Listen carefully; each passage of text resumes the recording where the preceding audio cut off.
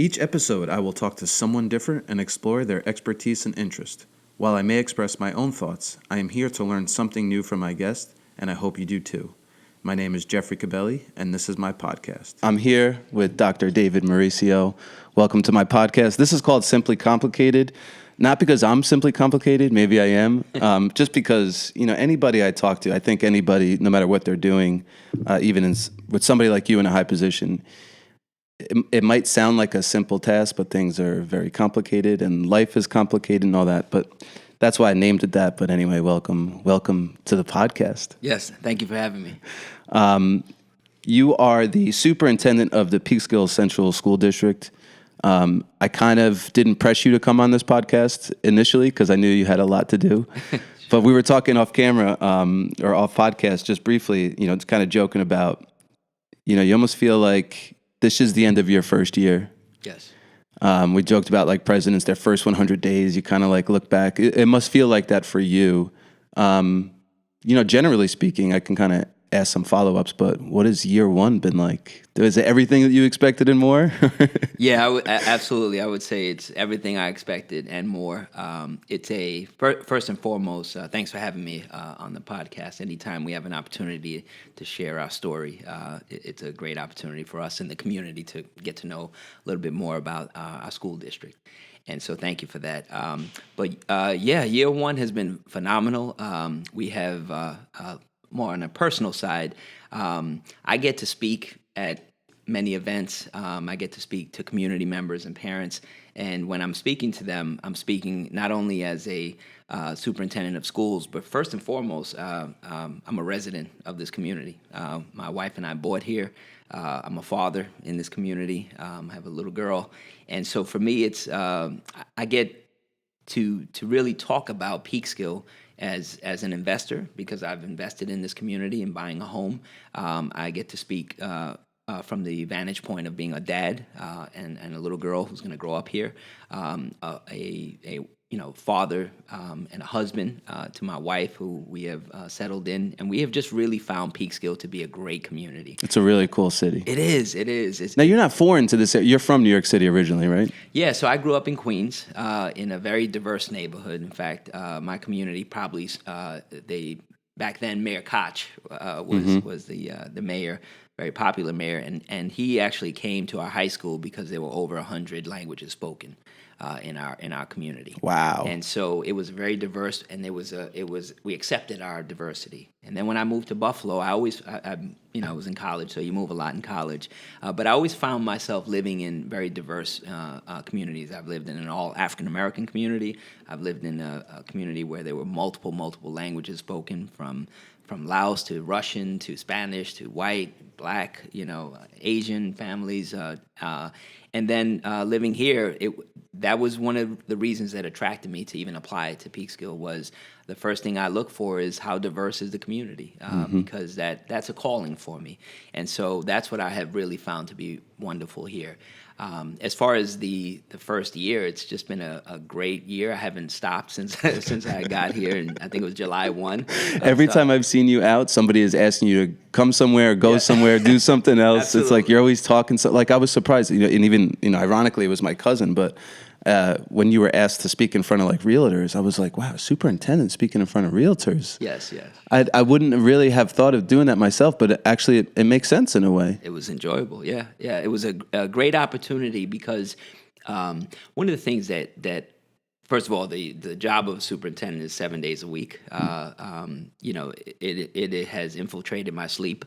You got to earn that super. Absolutely, that's right. It's super. Yeah, that's right.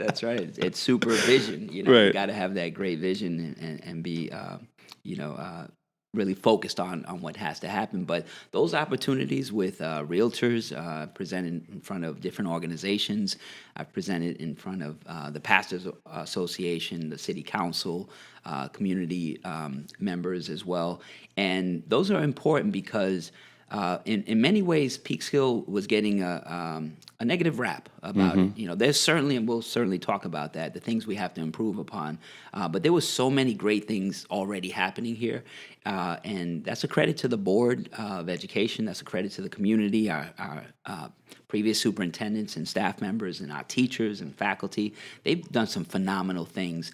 And for me, it was easy and challenging because of the schedules, but it was easy to really talk about all the wonderful things that are happening here, and I enjoy doing that. So that realtor opportunity is important because they're a gateway to the individuals who buy homes here, and whether they buy here or another community, they're an important part of that decision. Having worked with a realtor myself here, and she was phenomenal and told us, about the community and what's great about it, and the schools have to be part of that renaissance that's happening here. It is so exciting right now in Peekskill. It's a hot city. And some people don't get it. It's, yeah. I grew up in Mayapack, which is, 20 minutes across from here. So when I was a kid, if you said you were going to Peekskill, the perception was, why are you going there? What trouble are you getting into, basically? Little did I know that it wasn't like that at all. Sure. I moved here 10 years ago. I moved back to the Carmel area recently, but obviously I have my business here. Sure. The thing that has always excited me about Peekskill was just the people themselves, and I think that's something that doesn't get communicated enough. It's, maybe it's nice that it's been a hidden gem for a while because I've gotten to enjoy it. Like all of a sudden, once people find out about it, and be like, "Oh man, all these people are coming here now." Yes. But especially in the school system, because you opened my eyes, and actually, I think it was Peter McKinley. I don't know if you're familiar with that name. He's across the hall. He was telling me he saw something that you spoke about because one of the things, forget about Peekskill community, the Journal News years ago used to take advantage if there was a shooting. They used to report it. There wasn't really going on here. Sure. It was just PR. It was just to make money. I'll rip on publications and people. You don't have to. But that was, that was like, it was clickbait at the time. It was like, that's the things that were going to get people interested.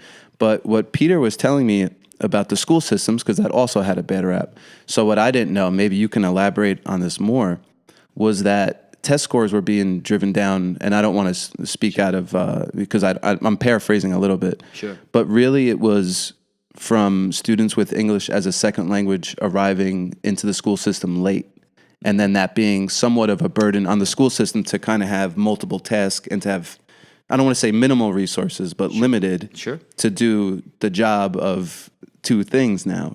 Am I explaining it right? You could probably explain it better. No, you're exactly on point. And so I think and first of all, we have to improve graduation rates. We have to improve our outcomes on assessments.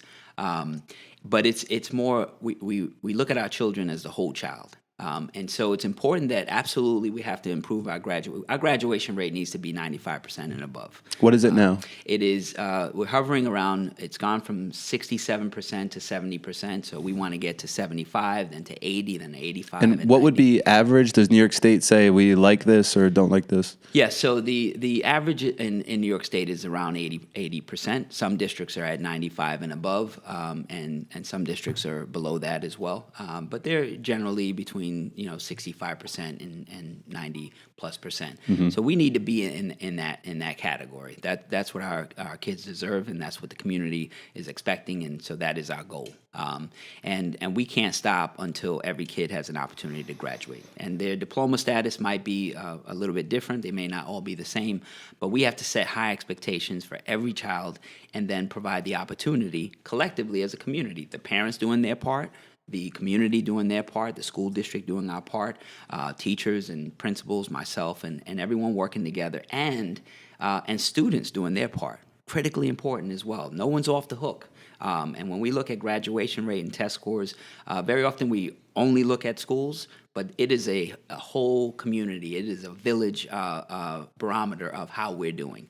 And so test scores are important. English language learners. So my mother is from Puerto Rico, and my father's from the Dominican Republic. So I know, from a personal standpoint, the challenges of English language learners. I was raised in a bilingual background. My mother basically spoke to us in English, and she was proficient in English and Spanish. My father only spoke Spanish with some conversational English that he learned working. But the reality was we grew up in that kind of a home environment, and when you come to school, it's an asset. And we have to look at it that way. And some people look at, students who come to this country as having deficits. And language is one of those areas that need to be improved. But they come with so many different assets, and we look at kids that way. We have to. But there is a reality of that when we look at state assessment scores and when we compare schools to other schools, we have to all understand that it's not a apples to apples comparison. And so our district, in comparison to some other districts in this county and across the state, is not an apples to apples comparison. And in some ways, when you look at level, and not that it's an excuse, but it is a variable we have to address. Poverty does play a role in this work. Now, it is not an excuse, because there are high-achieving schools and districts with high poverty and high achievement, and so Sure, but it's just one more challenge. it is a challenge. One more, You have to work with language literacy and language ability in the English language is important. Our tests are generally in English, although there are some translated tests in Spanish as well. But the English assessment, obviously, its name is in English, and so students are given opportunities. But I always say this: if I were to be, my parents moved to Japan. And I was in 8th grade, and I just graduated here. I've been in English my entire time, and some of our kids haven't been in school who come to us for their whole entire, from the pre-K to 8th grade, for example. So let's say I've been in school that whole time, and I go to Japan, and now I'm expected to learn in Japanese. I'm expected to learn how to read, write, speak. And there's something in language that there's basic conversational language that you learn about, how do I go here, and how are you, and how's your mother doing? That's one set of skills, and that's called, the basic interpersonal skills. And then there's cognitive skills that you have to learn. So learning mathematics phrases, terminology, geometry phrases. Now imagine you're taking geometry in Japanese. And you're taking history in Japanese, and you're not studying the American Revolution. You're studying about the Japanese culture and their history as well, right? And then you're going to be faced with assessments, 5 tests that will be. They could be in your home language, but you have to pass a Japanese assessment, which is in writing. Right away. Pretty much, right? In that 3rd year. Yeah. It might be in that first year, depending whether they offer it. But you have to figure out all of that language abilities, both conversational for survival skills and interpersonal skills, but also the academic language, which is cognitively based. And so you're talking about, geometrical figures. You're talking about mathematical processes and formulas, science formulas. You're talking about Japanese literature, and you have to learn to read it, understand it, interpret it, write about it at high levels to graduate. That would be hard for me. I might not graduate in 4 years if I were in that scenario. But I know you might be seen as somebody who has a deficit or something. Yeah, I get it. But yet I had all this ability that I've learned, and so it's about tapping into that. And we just have to give certain kids the amount of time that they need to graduate. And the state is moving it towards that. They are allowing for 5-year graduates, and you get a half a credit, not a full credit. I'd like to see that to be a full credit, because if it takes you a little bit longer, how many people graduate from college in 4 years? Right? The numbers are wild for college. Right?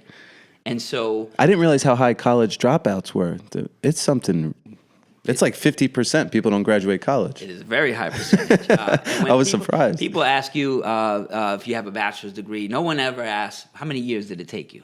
They just ask you if you got the degree. When you put it on your resume, a doctorate or whatever it is. I have 4 college degrees, and no one ever asked me how long did it take me. What they asked me is, did I finish? And that's the important part in our kids being resilient. Now, that's one segment of our population. We also have to set really high standards for all. We have to be a college-going school district, and I know that we are, but that has to be the mantra. That has to be in our DNA. That has to be in everything we talk about. And we have to believe it from the teachers, from the principals, from our parents, and from our kids, knowing that this is a college-going culture. We're building that, and that's some of the work as we talk about what are we working on. That's one of the things that I know that I have to work on with our staff. So when they come to Uriah Hill for pre-K, I want colleges plastered all over our walls, and so that culture gets embedded at that age. As you know, my daughter's 2.5, so I'm not right now talking to her about college, but very soon I'll be taking her around and we'll be talking about careers and things like that. And it's never too early to start. And so we want that for our kids. It's interesting you say that, because I can even remember my parents when I was 8 and 9 years old. I started playing football, and they started talking about, and I was a quarterback, and they started embedding in my head, you could be the quarterback. You could be like Joe Montana. Yeah. You can go be a quarterback for Notre Dame. And that was, so at 8, 9 years old, not even thinking about, like, what are they talking about? But I think, I ended up going to college, finishing. I didn't go to Notre Dame. Yeah. I went to an okay school, Yeah. But so, and improving this culture, I was reading a little bit about your history. It's not something that you haven't done before. And I know there was even something, and I don't know if you totally get credit for this or how it works. Maybe you can elaborate on it. There was something that you did in Buffalo with like schools with need for improvement, and it was like 12 out of 16 schools you reached this. So that was in Buffalo, right? That's correct. Right. So there was some challenges there. I'm sure some schools needed to improve. I don't know what you call it, standard. Sure. Explain that. So schools have rankings and status, and some schools are. Right now, the language changes, but they're comprehensive schools in need of improvement. They're targeted schools, and then there are good standing schools, and then there are schools that excel. And so our middle school and high school moved into good standing status this year, and so we're very excited about that. Oh, here you mean? Here in Peekskill, absolutely. And so oh, that was wow. announced. In fact, Tuesday I'll be reminding the public about that. And so they achieved that good standing status. We're going to keep moving. Next, we want them to be an accelerated school as well. Hey, congratulations! Yes, Year one. That feels good. Yeah, no, and that's awesome. That was work that was done before me. Sure. So kudos to the previous superintendents and kudos to our principals and our teachers, families, and students that were part of that. And so that's important for us. And we did have schools in Buffalo that we worked on, and they're down to like 2. I mean, there was a time where like 25 schools, and there were about 56 schools in Buffalo, had some type of designation by the state. Again, based on state assessment scores and graduation rate. But the state assessments, I want people to know that they're given 2 days out of the whole 186 days of school. They're given, and then you're judged in many ways by that. So we have to. I'd hate to be judged on 1% of my days. Correct. Exactly, and that's why we use a whole child approach to that. But in looking at improving schools, you have to invest in teachers. You have to make sure that they have the best professional development. We have I'm in schools every week. I dedicate 2 days to be in schools. So I visit every school on Tuesdays and Thursdays, and then other times I go in as well. And I bring my staff with me from central administration, and we go visit classrooms. We see what's happening. That's the only way I'll know what's happening. And what I see time and time, day after day, is teachers dedicated with kids, diving into instruction, supporting our kids, loving our kids, teaching our kids, being firm with our kids when they need to, being caring for them as well. And so I'm very impressed by what I see. We have to continue to invest in resources for our teachers and training as well. Technology, I know we'll talk about a little bit about that. So all of that is very important to invest in our classrooms. That's where it's at. That is our most important value commodity, is what happens in that classroom.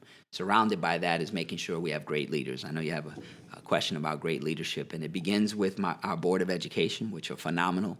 And I'm so happy to have the same team next year as well, of Board of Education trustees. And we work together as a team of 8. that work as one. And that's wonderful. We don't always agree on everything, but we agree to do what's best for children, and that's the best part of it. And so that's the kind of work that it's going to take to move the district forward. We talked a little bit about those 2 days of assessments, and they can be long for kids, hours and upon hours taking an assessment. And the state has moved to improve that, and I thank our Commissioner, Elia, for doing that work. And she listens, and she's made adjustments to still, certainly more work to go. But we look at the whole child. And I'll give you an example.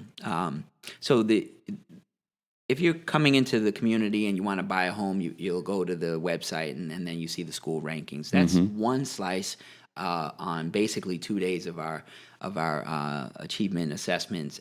But there are other things. For example, I went to a robotics competition, and you're familiar with Ben Green and the AIM initiatives. You were part of that as well.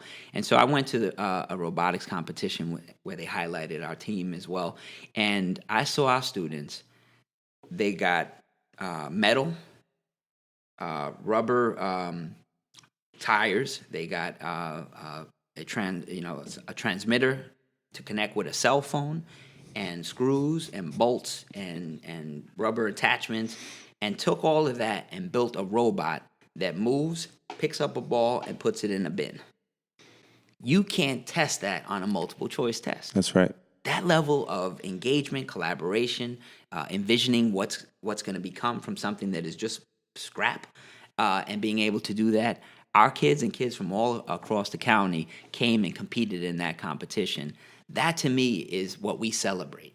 And that's why we began the hashtag Peekskill Pride, and our PR person, Laura Belfiore, leads that work. And that is, we have to talk about our whole child. We had a young lady, Hillcrest student, 4th or 5th grade, grew her hair out, cut it off, and donated it to create a wig for children with cancer. How do you test that? Right? How does that show up on a dashboard?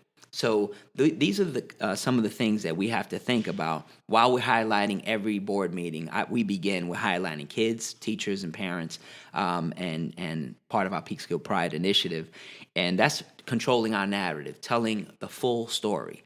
So we have to make sure that we do that. But we also have to think about what are ways that we can put out other metrics, like how much community service our children do. They're in churches, and they're at the Youth Bureau, and they're at Drum Hill, singing to the senior citizens. They're doing so many things in the community, and I hear that all the time. When I was at the Rotary meeting 2 weeks ago, they talk about our kids donating their time and giving back to the community. I need to be putting those hours out, how many hours our children have invested back into the community. And so those are other metrics that I need to get out there as well. And that, you bring up the robotics and technology.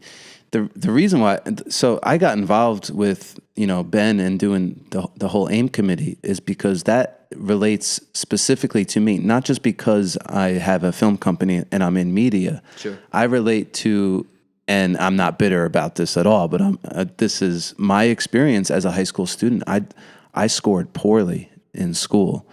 And if you knew me as a child, you would say, why isn't he doing well? He's a smart kid. Like, you would have thought I was a smart kid, but Sure. I didn't test well. I didn't like to read books. Sure. I would fake it. Right. I would write fake book reports and figure it out. I couldn't sit down and read a book. I didn't love math equations with stories in it. Right. It just wasn't interesting to me, and I struggled.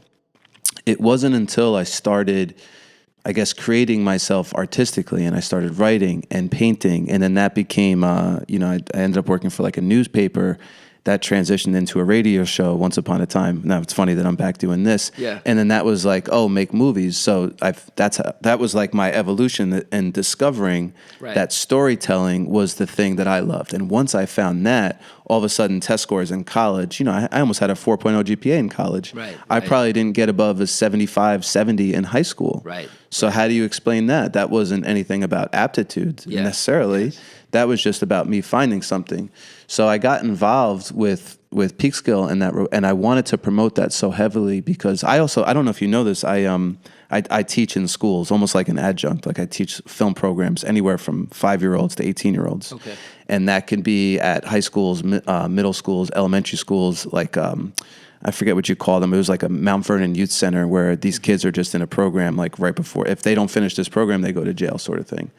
And even them in a room full of 8 kids who are there for doing something stupid when they're 15, 16 because they're on the street. When I show them about the camera work and talking about, oh, there's a makeup department and there's this, you could be a sound person, the camera, you can be a writer. Right. You see them just change. And it's almost like, wait, I can do that? And, Sure. you spoke about opportunity before, and all I ever want to do is show somebody that they have more opportunities than they believe. Similar to what you're talking about, like with high school students, you want the culture to just, even if you don't go to college, believe that if you wanted to, you could. Sure. Know that that's on the table.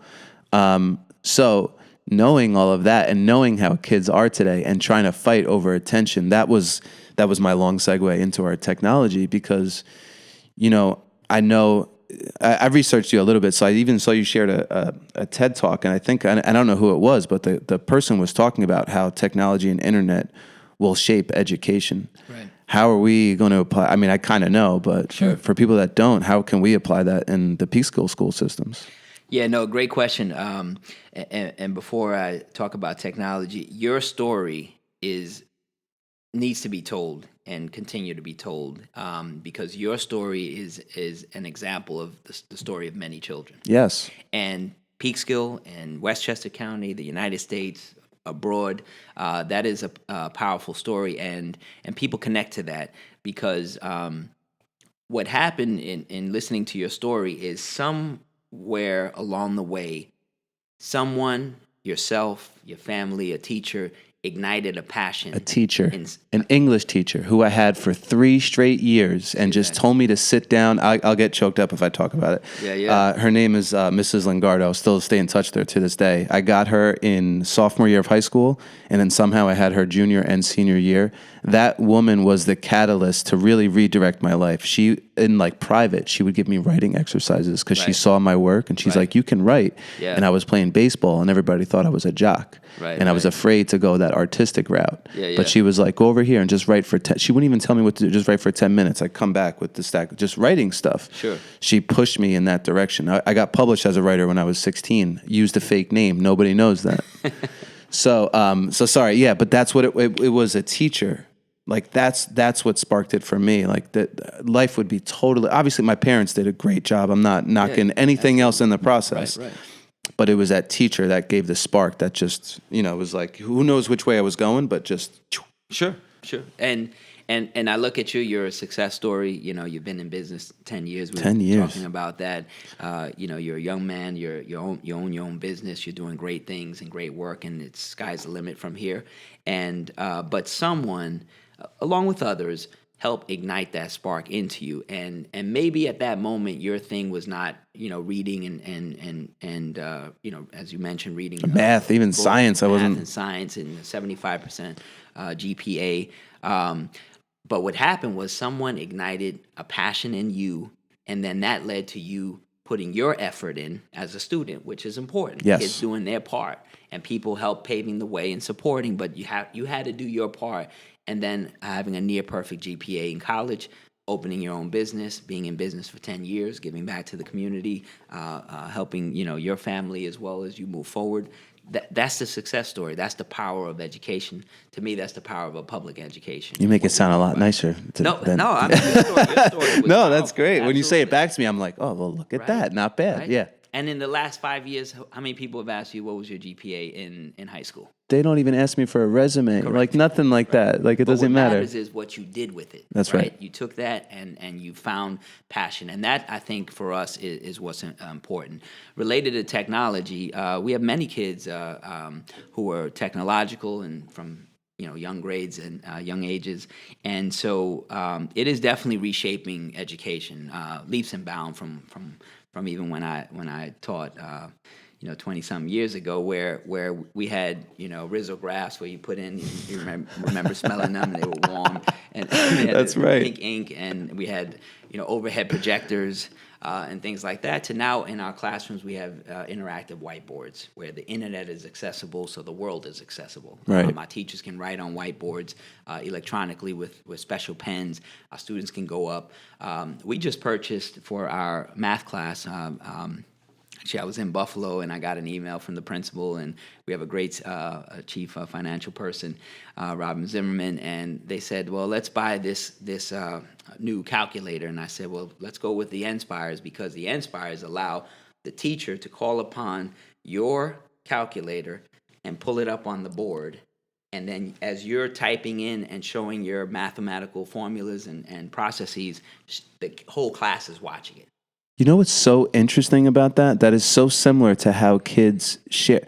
You know, we'll get into this. I don't mean to cut you off, but the way, one of the knock on kids right now is people say they don't socialize. I have a different take on it. I think they just socialize differently. Sure.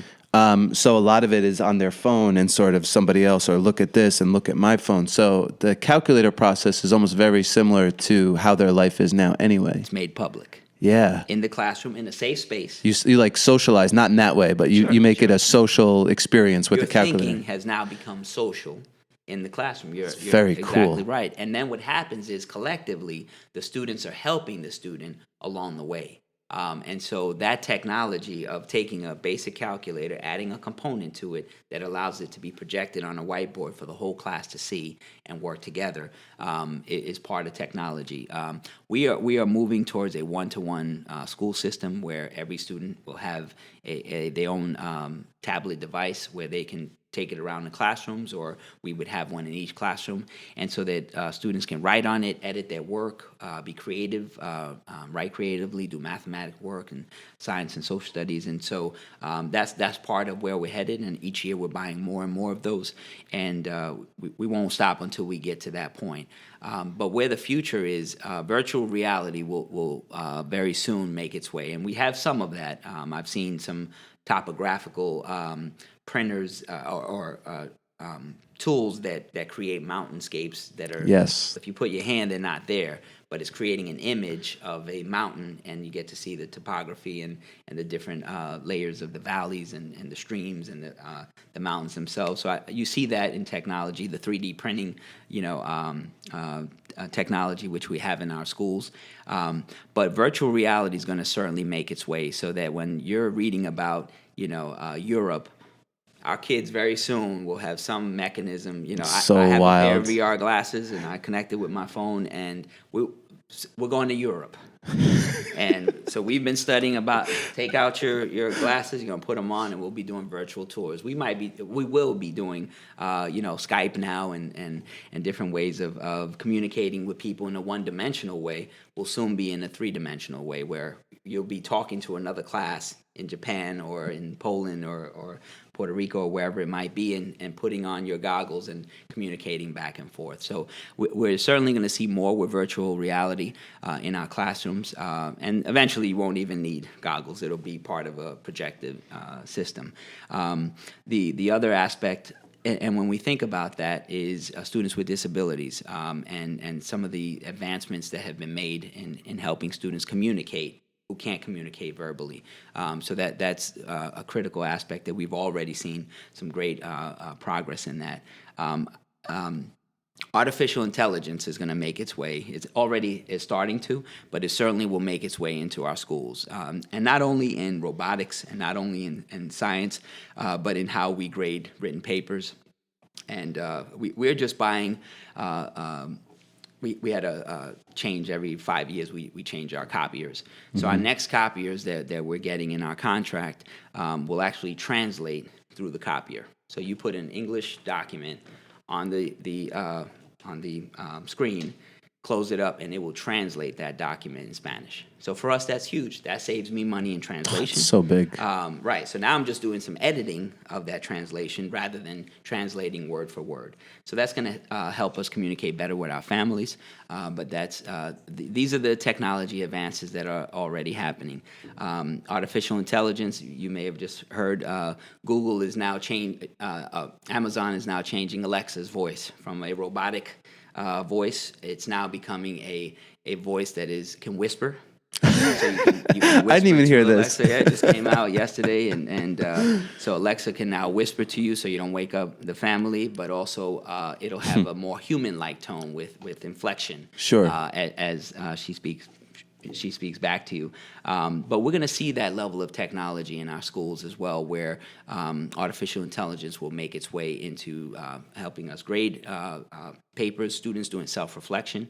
And then critically important is making sure that every family has access to the internet, whether at home or in a public space. I know that's something that's important to the city as well, and making sure that our kids have access, because the day of kids carrying 5 textbooks and ruining their shoulders as they're carrying these, you see them, you see them walking, and they've got a biology textbook, a reading textbook, they have a math textbook, and their book bag is this big, weighing 50 pounds on the backs of. They don't do that 120. anymore? Well, they do, but we are moving away from that into electronic textbooks on a tablet, where all your textbooks have been loaded on that. Teachers can communicate. We have moved to a Google Classroom suite, and so parents and teachers can communicate. Students can communicate with teachers through Google, and there's lesson planning that can happen. So many great things already happening in our district and moving forward. The last area I'll end with technology is Peekskill is one of the safest school systems I've ever experienced. And I've been in many different school systems and schools, mostly across New York State, but I've gone all the way out west to California and back. And the technology that we have in our school system to make our children and families safe, in addition to our security team, which are phenomenal, but we have technology now that allows us to alert the police immediately in lockdown situations. We have, I can't get into everything because it would expose our security measures, but we have ways in which we can communicate immediately with police. They can communicate with me on cell phone. I can put a school in lockdown from my cell phone, sitting right here, put the whole school in 3 minutes. I can lock down the entire district. Wow. And just through a cell phone. Wow. I could be viewing what's happening, and right in the building we have thousands and thousands of cameras checking on what's happening, making sure our kids are safe, and our families and our teachers and staff are safe. And so kudos to our team. Before I arrived here, I got to be part of it right at the end, but they invested millions, part of the smart bond money, and invested millions in really upgrading our technology to keep our kids safe. And so we're very excited about that as well, and that's a reality of technology as well. So you've done a lot. I'm always curious about, talking about my personal story. Just sort of like what I'm talking about is basically finding a purpose and a motivation in your life, and then expressing that. And when I go and teach these kids, or when I do public speaking for these kids too. And one of the things I talk about is really finding your purpose. I think that's important. For you to do this much and be this motivated, you must feel like in some way this is at least it's purpose. If this is not your purpose, it's purposeful. Sure. Why for you? I mean, is there like a deep motivation, something not in your past, like a sob story, but I really mean, like, I don't know what it is. I'm curious on why you're this passionate about something like this. Yeah, I would say that had it not been for teachers, Miss Redna was my turning point. 6th grade teacher. It's amazing how you never forget. IS 145 Queens, big school, and Miss Redna was a red hair, fair skin Irish woman who really inspired a passion in me to be great. So I was good in school. I was generally a good kid, and I was good at school, but I wasn't great. Similar to your story, yeah. And she pushed me, and I have a quote on my desk that says, "No one rises to low expectations." And my number one job in being a superintendent is making sure we have high expectations for everyone, myself, my staff, the kids, our families, our community, and we're all part of that.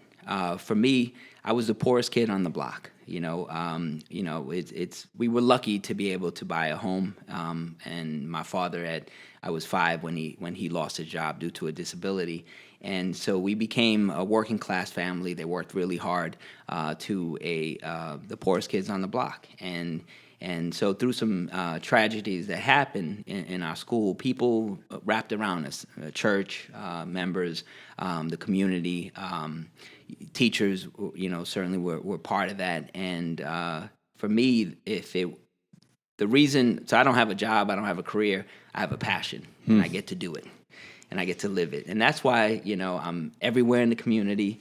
I'm at anybody ask me to speak with them, a community event or what have you, I'll be there.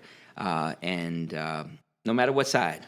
And sometimes I get criticized if I met with this group, people will criticize, well, why am I meeting? The reality is I'll meet with everyone and anyone to share our message and to learn from and to be better. You have to, no matter what position you're in, and especially for you, you have to communicate with everybody. You can't start shutting people out. You have to be right in the middle, and in the middle is a pathway to success for our kids. Just keep the conversation going. That's right. Yeah. That's right. So for me, that is my passion. That's what keeps me going when I'm tired. So what did she do for you? So I'll give you one example. So I had turned in an assignment in 6th grade, and I played baseball a lot and football a lot. And so that was my goal, is to get out of school and go home, grab my baseball, mitt, glove, and meet my friends at the park, and we would play for hours and hours. But I wasn't investing time in my studies. And I see that in some of our kids. They're going to compete against kids that are studying 2 and 3 hours a day. And so our kids have to be at that level. And I wasn't at that level. And I turned in mediocre work. And she pulled me aside after this class period and sat me down in front of her and basically told me, this is not good enough. Gave it right back to me and said, not only do you need to redo this, I'm going to give you an opportunity to earn extra credit by doing more. So not only are you going to give me one piece of work, it was a Friday, because I worked on it all that weekend, I had to submit to her, and she said 3. I submitted 5 pieces of great work that I had worked on that weekend. So I'm going to show her.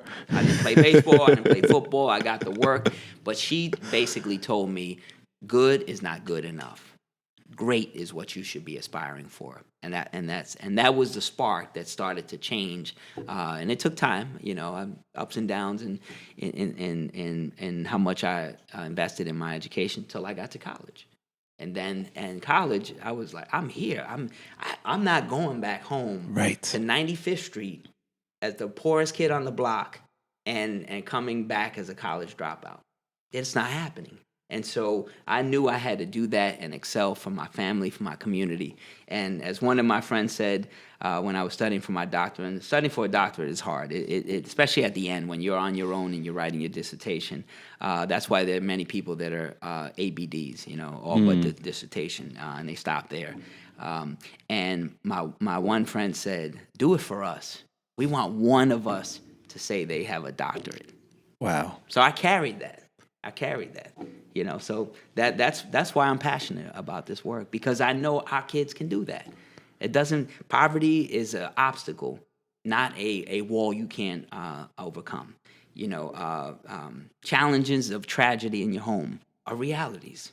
Some people face them, other people may not as to that level, but that is something you have to work to get past. Parents that don't speak English, a father that became disabled from age 5 and was disabled my entire life, mother who battled with depression, because of things that happen. You really have to push forward, but when you get there, for me, success was not just being successful in my own right and for my own family, but it's looking back and reaching a hand out and saying, I've been down a certain pathway. I know what it takes. Come with me. Mm-hmm. Let me show you. Put the work in. Put the effort in. Set your bar high. Don't let anybody set your bar low. You set your bar high, work for it, and then have people around you that can help you get there. That's to me what keeps me going when I'm tired. because I got home at 9 o'clock. I got to be somewhere at 8. The next day, Saturday academies that happen, we're there, working Sunday events, and things like that. What keeps me going is that passion. That's my Red Bull. No, and that's right, because if it was a job, you might get burnt out by now. Yeah. Like it has to be something more than that. A job, you're looking at the clock. When is the day over? Yes. Right? Yeah. A career, you're looking at when am I going to retire? Passion is I can't stop until I save as many children like me. That's what that's about. There was a quote. I always butcher quotes, but there's a quote about something. Don't treat the person as they are. Treat them as what they can become. Yes. Or what they could be. Something like that. So same thing with when I talk about those kids that I taught at Mount Vernon Youth Center. If I walk into that classroom with 8 kids, rough kids, Sure. but good kids, good. Sure. Rough because of their environment, Sure. but you talk to them on the side, they're good kids. You know. Right.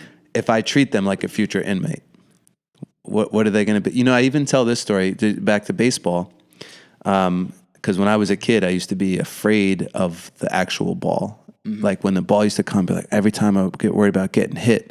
So the whole time that the ball's coming in, I was just worried about getting hit, and I used to stink. Right. And then one day I just said, you know what?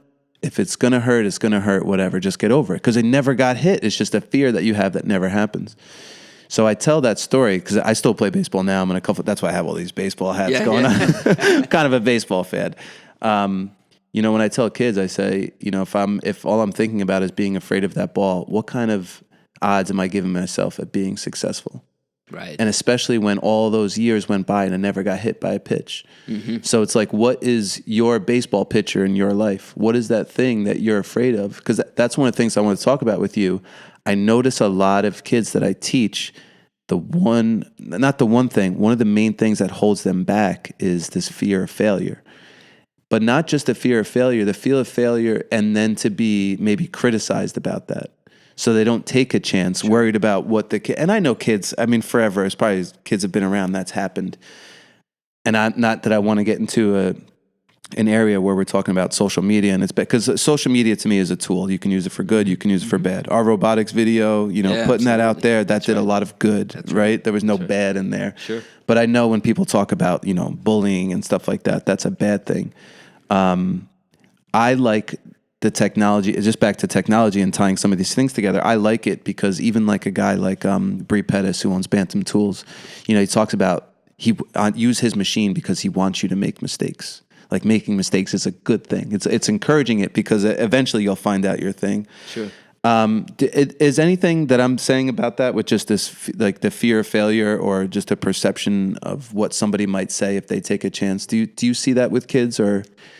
I'm not saying it's all of them, obviously. I'm generalizing. Certainly. We have, what I love about Peekskill is we have such a diverse group of kids. And so we have kids that are going to Georgetown, NYU. We have had kids who've graduated from Columbia University. One of our board members, graduated from Columbia, Peekskill graduate. Mm-hmm. We have kids who are in Harvard right now, currently in Harvard, came back to speak to our students at the high school. And so important. Absolutely, because then they see themselves there.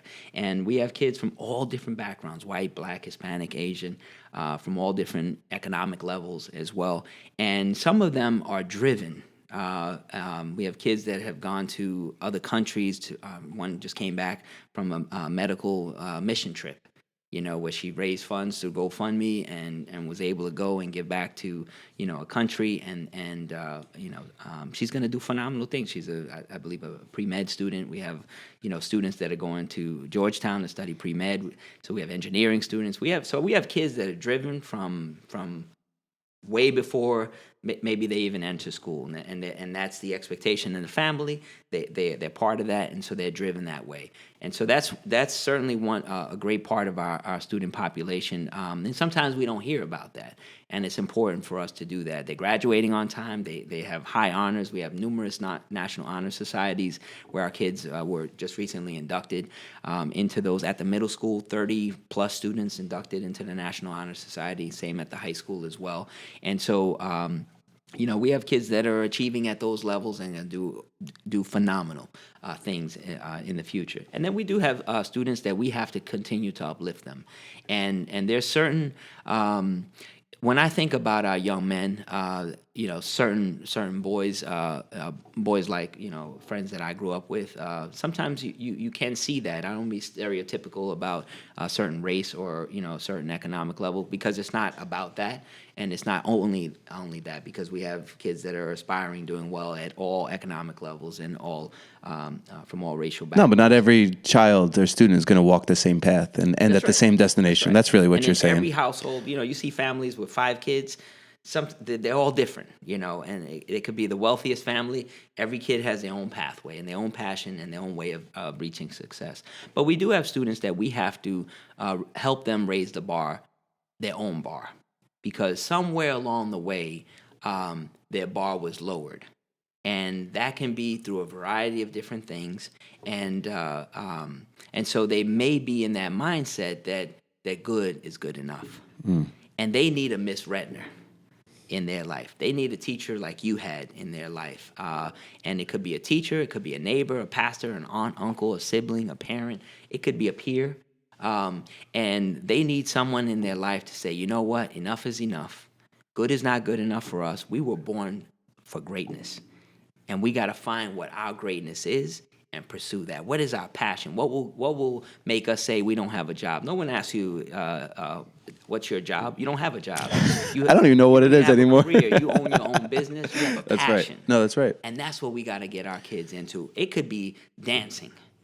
They might want to be a ballerina. They may want to be a dancer. Everybody's not going to be a doctor and a lawyer. That's right. We need teachers. We need, in the medical profession, we need kids who are technologically savvy. We need artists. We need poets. We need writers. We need people who want to work with the senior citizens. We want to have people who work with children, from pre-K to or even before, and daycare centers. Your success is valued on what you're passionate about and how well you pursue that and where you make it. And so that's what we have to do. And some of our kids, we have to ignite that. And that's part of our role. Listen, it's diversity in careers. We talk about that. And that's one thing that I'd be remiss to say if I don't say it about Peekskill is, you hear a lot of communities talk about diversity.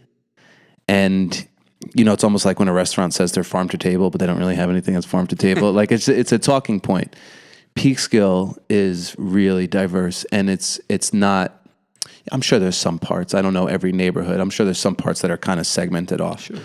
But everybody's blended in here together. Like there's not, you know what I mean? We're not separated. It's integrated. Like that diversity is real. You'll walk on the street and you'll see everybody that you think you could see. Absolutely.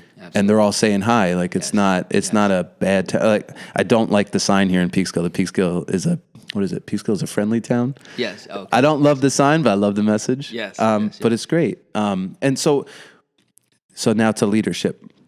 One of the last things that I think we can talk about, because even at the breakfast, it was the breakfast council that I saw you at, and there was some people being honored, and the girl from Peekskill, she was a middle school student, or she was a high school student. Okay. I was talking to her parents. I mean, this girl, just super achiever. I don't remember her name. Aquia Yaboa. Aquia. Yes. Whose resume in senior years is right. Talking about resumes, like. That was the joke that you made, I think. There was like, I'm trying to catch up to her. So, again, whoever did that for her gave her a spark. It kind of sounds like she's kind of self-motivated in a lot of ways. Just talking to her mom, she's like, I can't get that girl to go to sleep. Mm-hmm. Like, she's like, I'm trying to finish a project. I know leadership, even talking about my childhood, I know I didn't test well, but I was always the captain of whatever sports team I was on. I don't know how that happens. Like you have certain, you maybe just naturally you have certain skill sets, right? That's right? And then you can develop those.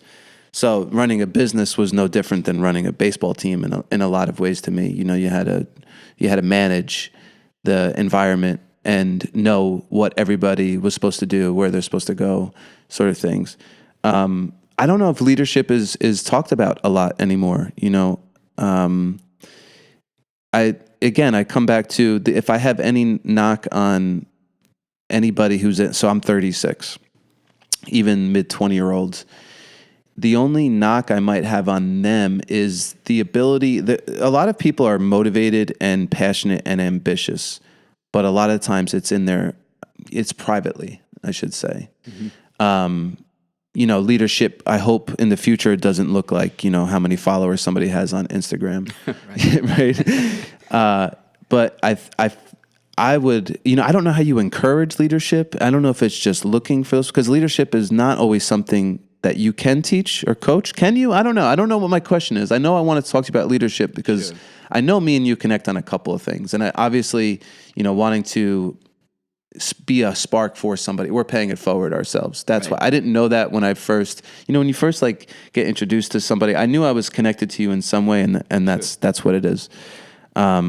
So we are paying it forward, but also we have to be in leadership roles. How do we create more? Do we need more leaders? I don't even know. Yeah, no, that's a great question, and there are books upon books. I have probably 30 books on leadership that I've read over time. I have a degree in leadership as well. You can get a degree in leadership? You can get a degree in, mine is educational leadership and policy, but you can get it in business, you can get it in philanthropy, you can get it in... I did not know that. That's cool. Absolutely. And the reason for that is your fundamental question is about leadership and what makes a great leader and why is it important. And so the beauty of leadership is that it comes in many different forms. And so my mother was a leader in her community. She didn't graduate from college. She graduated from high school. She's a extremely smart person with a phenomenal memory. But she was a leader in the community because she was able to help people in the community. And they used to call her the neighborhood social worker. And she would help people navigate our systems in New York City, which can be bureaucratic and challenging. And she would help people navigate the system and understand how to gain employment, how to get a driver's license, how to get an apartment, and how to self-sustain themselves in a place where you could, falter. You might not make it. And so there's community leaders that are ground up.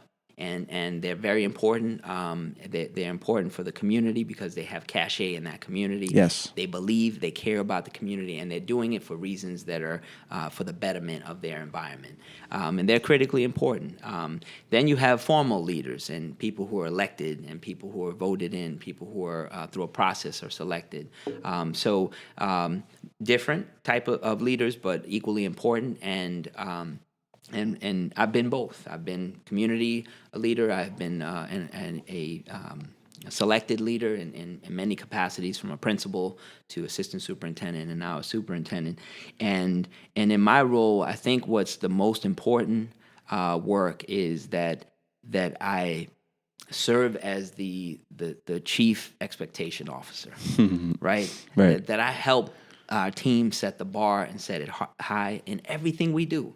Whether it's purchasing books, whether it's technology we buy, whether it's who we hire. So we are on a hiring mission to get the very best for our school. And we have some phenomenal teachers. We just gave tenure to some and retired others. Or they elected to retire. We celebrated their retirement. But we need the absolute best people in front of our children. Bottom line. And if we don't have it, then we go back out to the market. And so for me, it is certainly working that, but that important venue. The other aspect is people have to want to be part of the team. They have to believe in something. Otherwise, it's just a job. And that is a leader who is working tirelessly on inspiring everyone to be part of the team, setting a vision. So we have something called the Peekskill Promise. That's our vision moving forward. I love that. 5 categories of work, from literacy and STEM and the whole child, and enrichment opportunities and strong partnerships with our parents, community, and our families, and strong mathematics programs and high rigor literacy and other types of programs for our kids. That's our promise to our children. And so a leader has to help set that vision. But I didn't do it in a vacuum. I didn't sit in my home and say, let me think about what Peekskill needs and start typing away, right? I met with probably 50, 60 people in my first month and a half being here. From the mayor, council, to parents and community leaders and organizations and business folks, Louis Lanza and Ben Green and a variety of different individuals, and just met with everyone who wanted to talk about Peekskill. The fact that I lived here was helpful because I was always around, and so I can chat with people formally and informally. And So what was something that you heard commonly? So When people, the things I heard is we need to make sure that Peekskill is a college-going culture district, right? That our district is because you'll lose the middle class. You'll lose that's parents true, yeah. who are, like poorest kid on the block like myself. If they don't believe that the system is designed to get kids to do well in college, even if they go in a career. I tell people, even if you don't want, if bachelor's degree is not your thing, but you want to pursue becoming a mechanic, don't be a mechanic. Get all the certifications you need to be a master mechanic and own your own business one day and be the best mechanic. So go ahead, graduate high school, and get more education, because the high school diploma of today is not the high school diploma of yesteryear. It was good enough then. It is not good enough now. You have to pursue other training. Nursing, a 2-year degree, a 1-year certificate program. Find your passion, learn about it, study it, and be the best. And so those are some of the things that we talked about. We're going to have to address as a nation bullying. And I do want to be clear that 95+% of our kids are not in trouble. Right. They're not being suspended, right? It's when we hear about the 1% that have done something, and then that becomes the narrative. So I want to be clear that most of our kids are phenomenal kids, and some have made mistakes and need a second chance. Some need to be guided. Some need to be supported. We have to be firm with our kids, but it's a firm and a support, right? So you did something wrong, there's a firm consequence, but now we're going to help you restore that. And do right and repay back whatever it is you did wrong and learn from it. I was just talking to a parent yesterday. Her kid got in trouble, and I said, it's not about what happened and what the consequence was. The consequence is a reaction to what happened. It's about what caused it to happen. And what has she learned from this mistake? And how do we work together, parent and school district, wrapping around her doing her part, and learning from that, so that A, it never happens again, but B, she can be a leader amongst others, right? And those are peer leadership is critically important. So leadership is it's a very interesting, complicated, but simple phenomena in our communities. And when you get the chance to be a leader in whatever capacity you have, it comes with an awesome responsibility. Awesome in that it's great, and awesome that it is huge. And so that's what keeps me up at night. That's what keeps me up. And that bullier, a lot of times when they're, I guess when you can help them evolve out of that, they end up becoming, they almost do become a leader at some points. They can. So meaning, like, I had a client, a dear friend of mine, his name is Dr. Nima. He's a chiropractor, but he's a stress doctor because he's moved to Vancouver from Iran. He's Persian, got bullied as a kid, and just dealt with stress his whole life. With different things, whether it's financial loss or racism and stuff like that. So he studied stress. Like, he just quit his practice and studied stress, and now he does this. So what he talks about with bullying, he says... You have to give me his card. You need some stress reduction?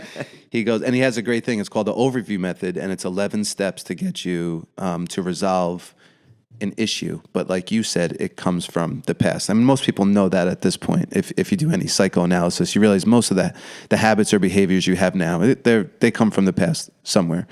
But he would say, he goes, whether you're a bully or a bullier, he says both sides have low self-esteem. Basically that's what's happening. So that bullier, even though, they put out their chest, sort of mentality, they're hurting on the inside. So something else is going on. And a lot of times, like you said, what's the cause? I think a lot of times with a lot of kids, even people, when you address the root cause, all of a sudden somebody else comes out and you see the true potential. And that's what I would want for anybody. I hope anything that you and I do in the future just inspires somebody for whatever it is that they want to do in their life, just to reach their full potential. Find that thing that gets you passionate. Find that thing that, you can't go to sleep until you finish it at night. That's the thing that you're supposed to do. What's the thing you can't stop talking about? You can't stop thinking about, Right. whatever. Just go for it. That's right. Just do it and see, I could tell kids all the time, like my parents wanted me to be a doctor or lawyer. Mm-hmm. They laughed at 13 when I said I wanted to be a carpenter like Jesus. They said, you're not going to make any money. I said, what about Jesus? But they made good money, especially here in Westchester County. Right, that's right. Yeah, I mean, there's 3 companies that do carpentry in this building. Yeah. No, but it's really the passion. I love telling stories. I love hearing your story. I think it's important that we keep on communicating with everybody. It's one of the things I admire about you is I still like to be able to have some sort of life, and I hope that you get to have one in your time. But it just seems like you have so much going on. I'm so glad that you're enjoying this. Yeah. You couldn't do it if you weren't. No. And you might be the right fit for this. I shouldn't even say might. It really sounds like you are. You're doing all the right things. So that was year 1. I think you're gonna have to come back here every June, and we're gonna do like a year in review sort of thing. Absolutely. What do you expect for this year? Can you even predict of what's going on? Is there anything you should know? Because part of the reason why I wanted you to talk and why I haven't streamed this on Facebook before, so I don't know how this is going to work if it's glitchy and whatnot. Sure. But I wanted people, at least, we talk about opportunity. I wanted people, just like we want to give people an opportunity, kids.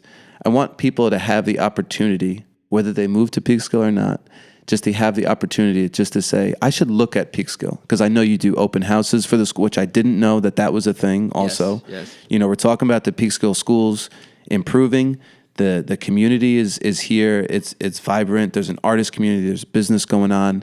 Peekskill is exciting right now, and I want people to know about Peekskill so that they just have a look, and then they can decide for themselves. That's up to them. Sure. So what's something that we should look forward to? Yeah. So I would say, and I came back from the mayor's State of the City address, and so here's what I would say, and then I'll get into the school. Mm-hmm.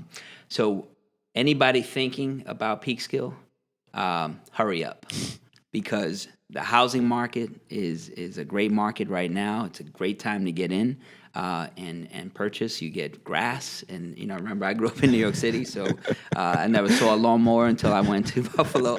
So you can get grass. You can get a great Victorian home. You can get a newer condo. You can get a fixer-upper. You can get great, but they're selling within 4 or 5 days. Mm-hmm. So if you're thinking about Peekskill, you got to hurry up and get in. We're close to the city, and there's the Hudson Valley. You get the best of both worlds. You get the city and the nature. Picturesque part of the Hudson, and I've gone up and down from Albany to New York City. It is absolutely beautiful here.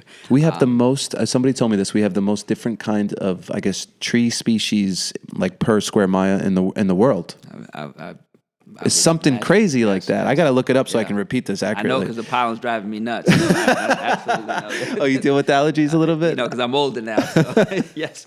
But business-wise, if you want to open a business, you got to hurry up, because the spaces will be gone. Mm-hmm. And then the great things happening in our schools as well. We welcome people from all backgrounds to take a look and come and experience. Don't rely on what you heard. Come and see for yourself. And that's what the open houses were, and we'll continue those in the summer if people are interested, and we'll have them tour. So that's what's important. What's coming is the Peekskill Promise. We unveiled that this year with the Board of Education, full support, and our staff. And in 3 minutes or less, rigorous educational opportunities for our kids. We're expanding our What I Need period, which is basically giving kids what they need in literacy support. We're moving into math.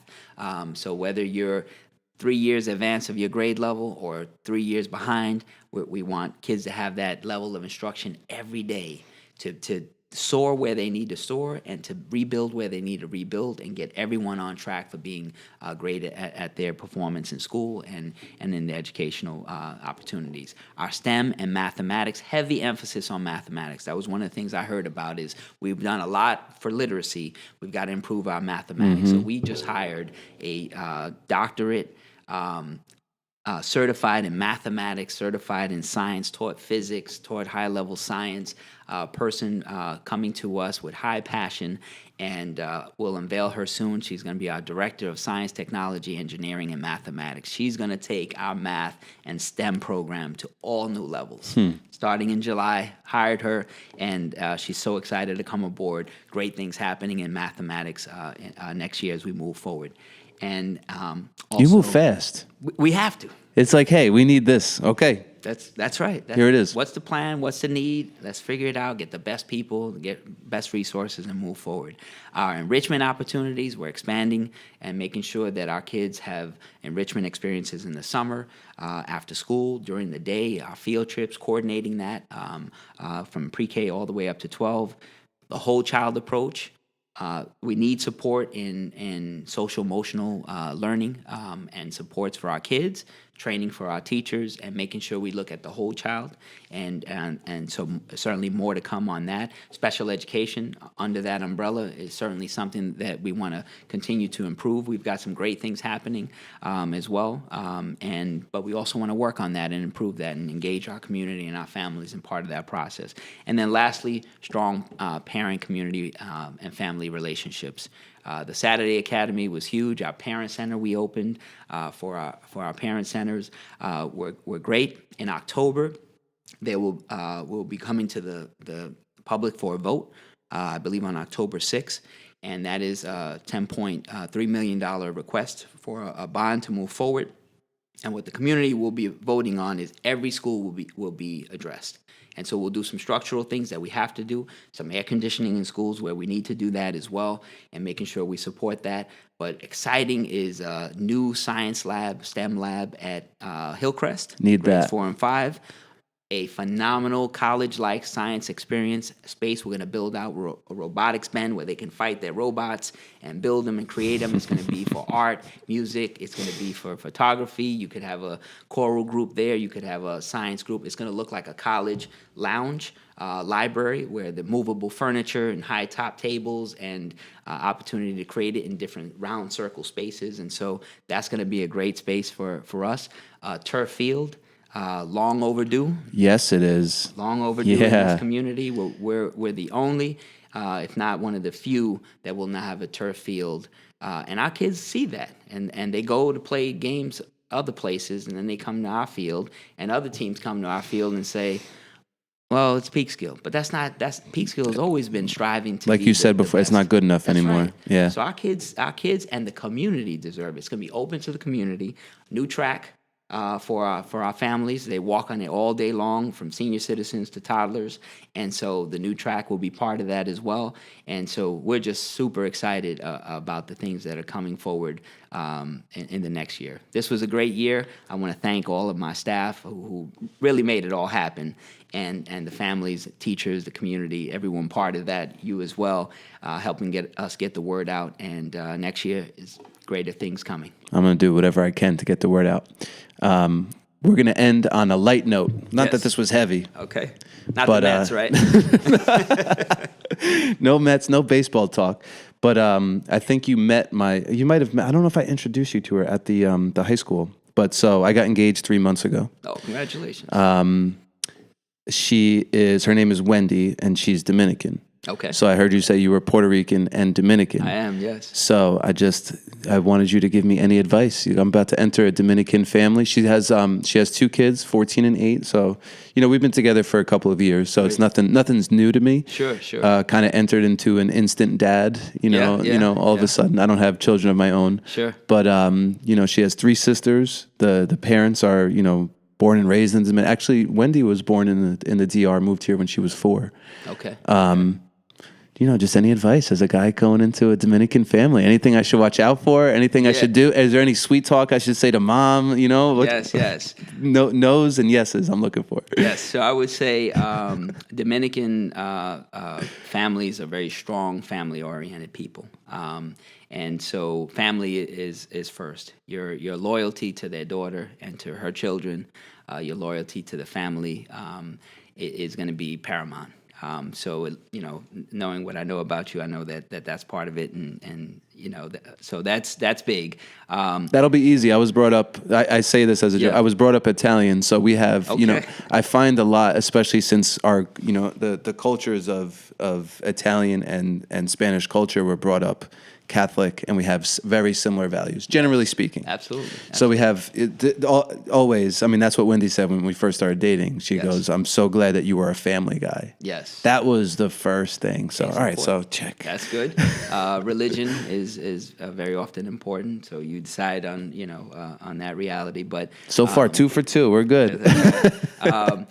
you got to know how to make a good dish of rice and beans. That's so going to be a tough one. Help you with that? Yes, please. I do okay with tostones. I'm That's okay right. with that, but rice and beans is not my forte at all. Okay. And I would say if you can get on, these programs that teach you Spanish, and you can, even though you struggle through it and it's broken Spanish, it's like that story we talked about in Japan. I need to do that. You're right. You can learn and then be able to share that with the family. The family would truly see that as you trying to accept their culture, as well as they have to accept, and learn about your culture as well. But culture, religion, family is extremely important. And I'm sure you know how to dance merengue already. I'm learning. All right, YouTube it. And, I got the beat down. Practice on your own. Because it's funny, we go to baptisms, and I'm used to going to baptisms, and it's just, that you go to the church, and then you go to like a lunch or something. Yes. No, here we go, she's like, we're going to a baptism. What time? It starts at 10 o'clock at night, and it ends at 4 in the morning. Like, what is going on here? It's a party. I like food, it. Yes, I'm into it, though. Yes, absolutely. So I got everything done. Just got to learn some Spanish, which There I'll you get go. on. Dr. David Mauricio, thank you so much for being on. How many schools are there in Peekskill? There are 6 schools. So you're running 6 schools. Yes. Oh. Yes. Well, good luck. I hope to have you back next year. Anything that, just for anybody that's listening and watching, I can put these links in whatever I'm posting. Should anybody go check anything out? The school website, a website of yours. I know you have a blog. I don't know if you're still keeping that up to date and stuff like that. Yeah, I would say follow us on social media, on Facebook and Instagram, and I have a Twitter. Dr. David Mauricio is a Twitter, and I put a lot of things out there about our school district. Laura Belfiore does a great job. We have an app for families that they can download. It's available in the Google Play and the Apple Store, and you get tons of feeds on what we're doing, what's coming up. I got to get that. Yeah, it's a great opportunity to know what's happening, and in a sense, text messages as well. So it's important, to connect with us. And then Tuesday night at 7 p.m. Is our last board meeting of the year, and we're closing it out with a very special Peekskill Pride of students and I just got confirmation yesterday, a graduate who. For many years of her life was hospital bound, is graduating with a Regents diploma, and she'll be there with her family. And so we're going to close out the year recognizing her for her accomplishments. So cool. Phenomenal. And then I'm going to do an end of the year summary with pictures of everything we accomplished this year and where we're headed next year. So about an hour, 7 to 8 p.m. at the administration building on Tuesday. And then you get vacation. And then I can take a moment. Dr. David Mauricio, thank you so much. Thank you.